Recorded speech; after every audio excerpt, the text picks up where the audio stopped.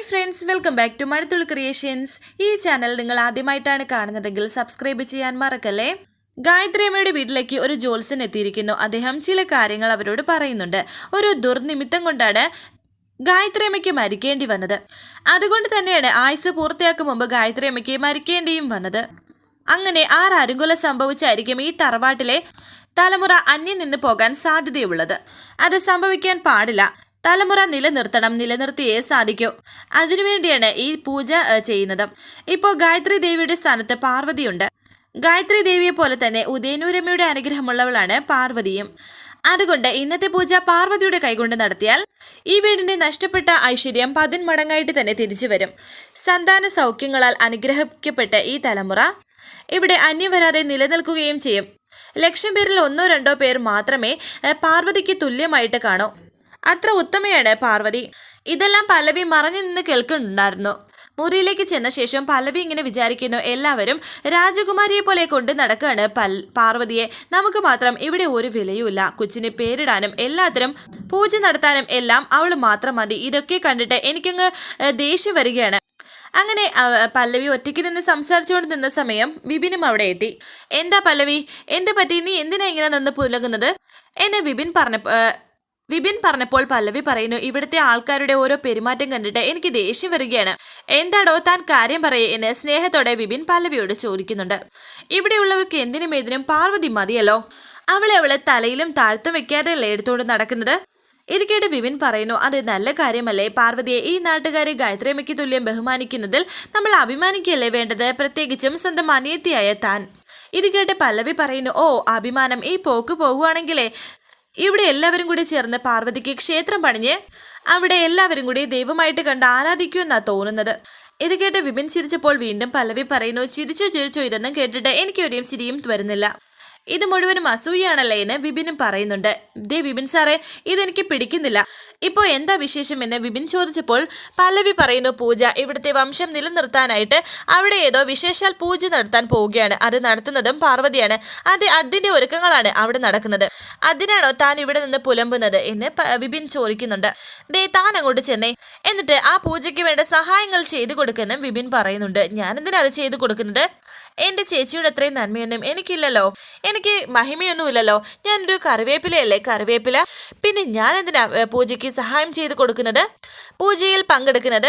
വിപിൻ പറയുന്നു, പല്ലവി ഞാൻ തന്നോട് പറഞ്ഞില്ലേ, പാർവതിക്ക് ഇവിടുത്തെക്കാര് കൊടുക്കുന്ന ബഹുമാനവും മര്യാദയും, അതായത് വിശാലിന്റെ അമ്മ ഗായത്രി ദേവിക്ക് അവർ കൊടുക്കുന്ന മര്യാദയാണ്, അത് താൻ മറക്കരുത്. നീ എൻ്റെ അമ്മയുടെ നാട്ടിലേക്ക് ഇടയ്ക്കൊന്ന് വരണം. ഒരു പക്ഷേ അവിടെയുള്ളവർ നിന്നെ ഇതുപോലെ സ്വീകരിക്കുകയും ബഹുമാനിക്കുകയും ചെയ്യുമായിരിക്കും. പല്ലവി ഞാൻ പറയുന്നതൊന്ന് കേൾക്ക്. വെറുതെ എല്ലാവരോടും വെറുപ്പ് കാണിക്കാതെ ഹാപ്പിയായിട്ട് കൂളായിട്ട് അവരോട് സംസാരിക്കേ. നീ എന്തിനാ പാർവതിയോട് അനിഷ്ടം കാണിക്കുന്നത്? പാർവതി നമ്മുടെ ജീവിതം എന്നും നന്നായിട്ട് പോകണമെന്ന് ആഗ്രഹിക്കുന്നവളല്ലേ. അപ്പോൾ ആ പാർവതിയെക്കുറിച്ച് നീ ഇങ്ങനെ മോശമായിട്ട് ചിന്തിക്കേണ്ടതുണ്ടോ? ദേ മനസ്സിലെ നെഗറ്റീവൊക്കെ മാറ്റി വെച്ചിട്ട് നീ പൂജ നടക്കുന്ന സ്ഥലത്തേക്ക് വന്നേ, വേഗം വരണം എന്ന് പറഞ്ഞ് വിപിൻ പോകുന്നു. എന്നാലും പല്ലവിയുടെ മനസ്സിലെ ദേഷ്യം ഇപ്പോഴും മാറുന്നില്ല. ശേഷം കാണിക്കുന്നത് വിശാൽ ഒരുങ്ങിക്കൊണ്ട് നിൽക്കുകയായിരുന്നു. അവിടേക്ക് പാർവതി എത്തി. അല്ല, നീ റെഡിയാവുന്നില്ലേ എന്ന് വിശാൽ പാർവതിയോട് ചോദിക്കുന്നുണ്ട്. എനിക്ക് റെഡിയാവാൻ തോന്നിയ സമയമൊന്നും വേണ്ടല്ലോ എന്നൊക്കെ പറയുന്നു. പാർവതിയുടെ കയ്യിൽ ഒരു സാരി ഇരിക്കുന്നത് കണ്ടിട്ട് അത് ഇതേതാ ഈ സാരി എന്ന് ചോദിക്കുന്നുണ്ട്. അല്ല, ഞാൻ നിനക്ക് അന്നൊരു സാരി ഗിഫ്റ്റായിട്ട് തന്നില്ലായിരുന്നോ, പച്ച പട്ട് സാരി, അത് ഉടുത്താൽ മതിയെന്ന് വിശാൽ. അല്ല സാർ അത് എന്നൊക്കെ പാർവതി പറയുന്നുണ്ട്. അത് സാർ എന്നോട് ക്ഷമിക്കണം, ആ സാരി ഞാൻ പല്ലവിക്ക് കൊടുത്തു എന്ന് പാർവതി. ആ സാരി കണ്ടപ്പോൾ അവൾക്ക് അതിനോട് വല്ലാത്തൊരു ഇഷ്ടം, അത് കിട്ടിയാൽ കൊള്ളാം എന്നൊരു തോന്നൽ. അങ്ങനെ ആ ആഗ്രഹം വെച്ച് അവൾ എന്നോടത് ചോദിച്ചു. സാർ എനിക്കത് സ്പെഷ്യലായിട്ട് കൊണ്ടുവന്ന സാരിയാണെന്നും അതുകൊണ്ട് എനിക്ക് അവൾക്ക് കൊടുക്കാൻ വിഷമം തോന്നി, അതുകൊണ്ട് എനിക്കത് തരാൻ പറ്റില്ലെന്നും വിശാൽ സാർ എനിക്ക് പ്രത്യേകമായി വാങ്ങിക്കൊണ്ട് വന്നതാണെന്നും ഞാൻ അവളോട് 1-2 പ്രാവശ്യം പറഞ്ഞു. അവളത് കേട്ടില്ല. അവൾ വാശി പിടിച്ച് അവൾ എൻ്റെ കയ്യിൽ നിന്ന് വാങ്ങി. കൊച്ചു കുട്ടിയായിരിക്കുമ്പോഴേ അവൾക്ക് ഇതാണ് സ്വഭാവം. ആഗ്രഹിച്ചത് അവൾ നേടിയിരിക്കും. അതിൽ ആർക്ക് എന്ത് വിഷമം തോന്നിയാലും അവളത് കാര്യമായി എടുക്കില്ല. അങ്ങനെ നിർബന്ധ ബുദ്ധി ഉള്ളവളാണ് പല്ലവി. സാറ് ഇത് കേട്ട് വിശാൽ പറയുന്നു, ശരി അതവൾ ഉടുത്തോട്ടെ, പാർവതിക്ക് ഇതുപോലെ വേറൊരെണ്ണം ഞാൻ വാങ്ങിത്തരാം എന്ന് പറഞ്ഞ് വിശാൽ പോകുന്നു. സാറിന് വിഷമമായി കാണൂ എന്ന് പാർവതിയും വിചാരിക്കുന്നുണ്ട്. ശേഷം കാണിക്കുന്നത് അവിടെ പൂജയുടെ ഒരുക്കങ്ങളൊക്കെ തീർന്നു കഴിഞ്ഞിരിക്കുന്നു. പൂജ തുടങ്ങാൻ പോകുന്നു. വിളക്ക് കൊളുത്താമെന്ന് തിരുമേനി പറയുന്നു. ഞങ്ങളുടെ വീട്ടിലെ മംഗളകാര്യങ്ങൾക്കെല്ലാം വിളക്ക് തെളിയിക്കുന്നത് പ്രഭാവതി അമ്മയാണ്. അമ്മ തന്നെ തിരി കൊളുത്തട്ടെ എന്ന് വിശാൽ പറഞ്ഞപ്പോൾ സന്തോഷത്തോടെ വിളക്ക് തെളിയിക്കാൻ തുടങ്ങുകയാണ് പ്രഭാവതി. എന്നാൽ തിരുമേനി അതിനെയും തടയുന്നു. ഏയ്, അത് പറ്റില്ല. അതെന്താ, ചേച്ചി തിരി കൊളുത്തിയാലേ എന്ന് പ്രതാപൻ ചോദിക്കുന്നുണ്ട്. ഇത് കേട്ട് തിരുമേനി പറയുന്നു, ഇവിടെ ഇപ്പോൾ ഗായത്രിയമ്മയുടെ സ്ഥാനത്ത് എന്നുള്ളത് പാർവതിയാണ്. അതുകൊണ്ട് തന്നെ ഈ പൂജ പാർവതിയുടെ കൈകൊണ്ട് വിളക്ക് കൊളുത്തുന്നതാണ് നല്ലത്. അതാണ് കീഴ്വഴക്കം. ആ കീഴ്വഴക്കമൊക്കെ അവിടെ നിൽക്കട്ടെ. ഞങ്ങളുടെ കുടുംബത്തിൽ പൂജാകാര്യത്തിന് തിരി തെളിയിക്കുന്നത് ചേച്ചിയാണെന്ന് പ്രതാപൻ പറയുന്നു. കീഴ്വഴക്കങ്ങൾ അതിൻ്റെതായ വഴിക്ക് തന്നെ നടക്കട്ടെ, അത് തെറ്റിക്കേണ്ട എന്ന് ഗോപിനാഥ്. പ്രഭാവതി വിളക്ക് കൊളുത്തണ്ട. തിരുമേനി നിർദ്ദേശിച്ചതുപോലെ പാർവതി തന്നെ വിളക്ക് കൊളുത്തണം. എന്താ പ്രഭാവതി, അതുപോലെ എന്ന് ഗോപിനാഥ് ചോദിക്കുന്നുണ്ട്. ഒടുവിൽ പ്രഭാവതിയും അതിന് സമ്മതിക്കുന്നു. പാർവതി തന്നെ യജമാന്റെ സ്ഥാനത്തിരുന്നാൽ മതിയെന്ന് പ്രഭാവതി പറയുന്നു. കഷ്ടം, ഇപ്പോൾ ഈ കുടുംബത്തിൽ പ്രഭാവതിയമ്മയ്ക്കൊരു നിലയും വിലയും ഇല്ലാണ്ടായോ എന്ന് പല്ലവി വിചാരിക്കുന്നു. നിങ്ങൾ രണ്ടുപേരും ഇങ്ങോട്ടിരുന്നോ എന്ന് വിശാലിനോട് പാർവതിയോടും പറയുകയാണ് തിരുമേനി. അങ്ങനെ അവർ രണ്ടുപേരും അവിടേക്കിരുന്നു. ആദ്യം ഗണപതി പൂജ. ഇവിടെ ഗണപതിയുടെ ചിത്രങ്ങളൊന്നും കാണുന്നില്ലല്ലോ എന്ന് അദ്ദേഹം ചോദിക്കുന്നു. വിഘ്നേഷിന്റെ ചിത്രം ഇവിടെ ഉണ്ടെങ്കിൽ ഒന്ന് എടുത്തോണ്ട് വരാനും അദ്ദേഹം പറയുന്നു. അത് ഇവിടെ ഉണ്ടായിരുന്നതാണല്ലോ. ഇവിടെ ഉണ്ടായിരുന്ന ഗണപതി വിഗ്രഹം എവിടെ പോയെന്ന് ഗോപിനാഥ് ചോദിക്കുന്നു. ചിത്രം തന്നെ വേണമെന്നില്ല, ചെറിയൊരു വിഗ്രഹമായാലും മതി എന്ന് ഗോപിനാഥ് പറഞ്ഞപ്പോൾ അവിടെ ഉണ്ടായിരുന്ന കാര്യസ്ഥൻ പറയുന്നു, ഞങ്ങൾ ഈ വീട് വൃത്തിയാക്കിയപ്പോൾ ഇവിടെ ഉണ്ടായിരുന്ന പഴയ ചിത്രമൊക്കെ ഒരു പെട്ടിക്കകത്ത് ആക്കി മാറ്റി വെച്ചിരുന്നു. അതിനകത്ത് നോക്കിയാൽ കിട്ടാൻ സാധ്യതയുണ്ട്. ഞാൻ പോയി എടുത്തോണ്ട് വരാം. ഇദ്ദേഹം പോണ്ട, ഞാൻ പോയിട്ട് വരാമെന്ന് പാർവതി പറയുന്നു. അങ്ങനെ പാർവതി തന്നെ പോകുന്നുണ്ട്.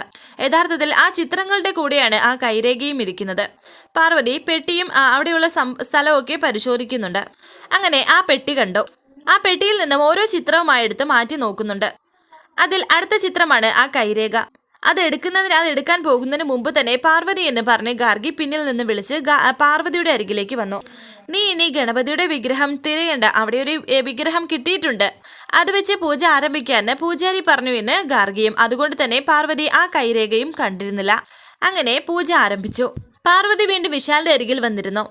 വിളക്ക് കത്തിക്കാൻ പറയുകയാണ് തിരുമേനി പാർവതിയോട്. അങ്ങനെ പാർവതി തന്നെ ആ വിളക്ക് തെളിയിച്ചു. തുടർന്ന് എല്ലാവർക്കും ആരതി വണങ്ങാൻ കൊടുക്കുകയാണ് പാർവതിയുടെ കയ്യിൽ അദ്ദേഹം. അങ്ങനെ പാർവതി തന്നെ എല്ലാവരുടെയും മുന്നിൽ കൊണ്ടു കൊടുക്കുന്നു.